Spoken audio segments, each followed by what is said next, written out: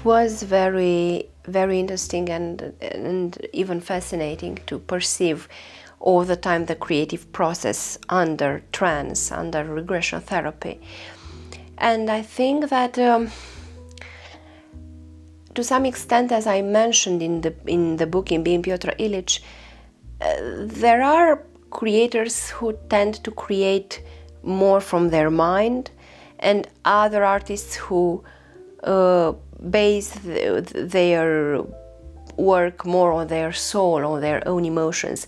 And I was definitely part of the second category, because my music was all the time, largely infused by my own feelings, by my own inner emotional overflow. I think that in the history of music, this is all the time underlined, sometimes in a quite ironic way, I think. It's quite sad for me sometimes to perceive it, but it's true that my music is sometimes criticized to be overly charged with emotions, far too full of feelings and intense emotions. But of course that in the end it's a matter of taste, and each person chooses his or her own preferences in music or in other artistic field.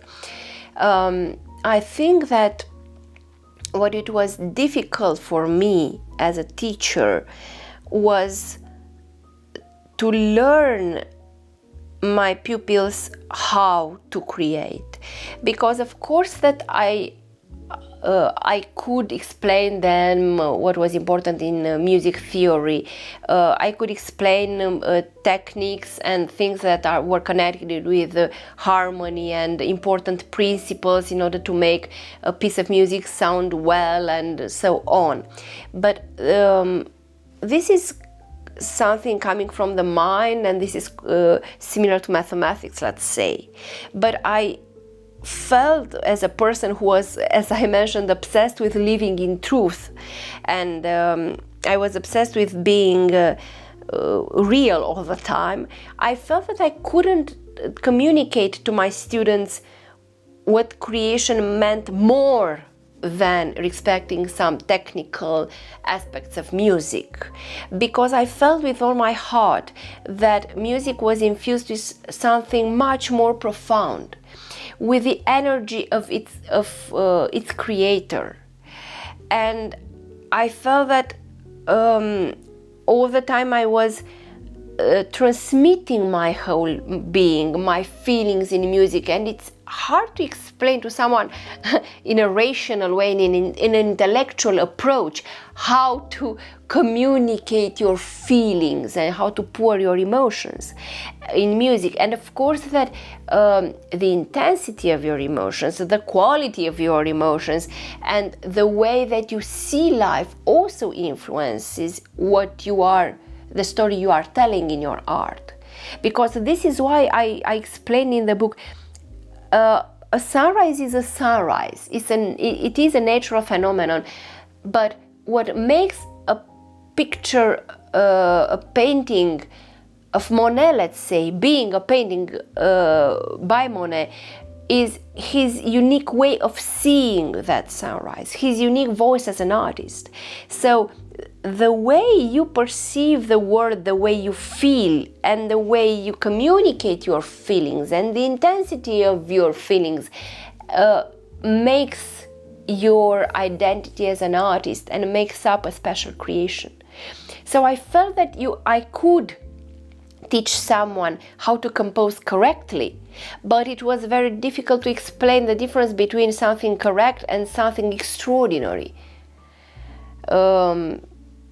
And moreover, I felt all the time that when I was composing, I was entering to some extent an altered state of consciousness.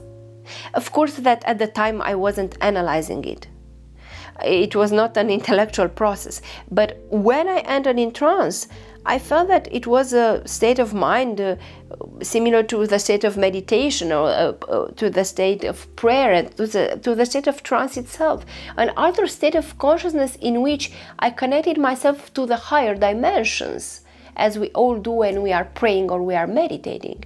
And from that higher dimensions, I was accessing, without knowing it, my subconscious mind, my supraconscious mind, let's say. So I was not working with my conscious mind when I was created, but with everything that was behind it.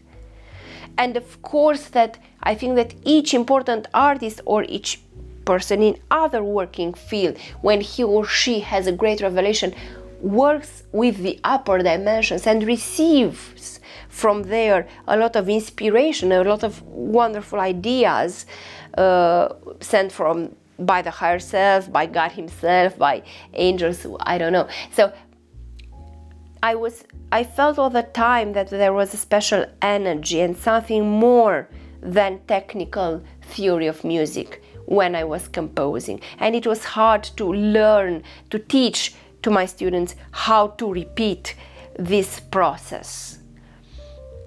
And it was not very easy at all to tell in words in the book how I was composing, because once again, maybe there are some artists who compose rather from their mind. It's quite an intellectual process, but in my case it was certainly a process intimately and intensely coming from my soul, and I was expressing my emotions and pouring my emotions all the time in my music.